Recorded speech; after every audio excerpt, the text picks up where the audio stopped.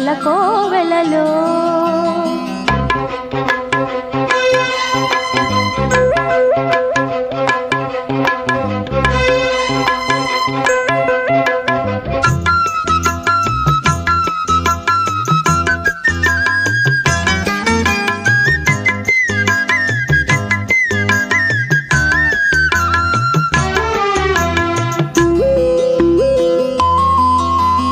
ఏ జన్మకే గమ్యమో తెలిసేది కాలానికే, ఏ పువ్వు ఏ పూజకో తెలిసేది దైవానికే.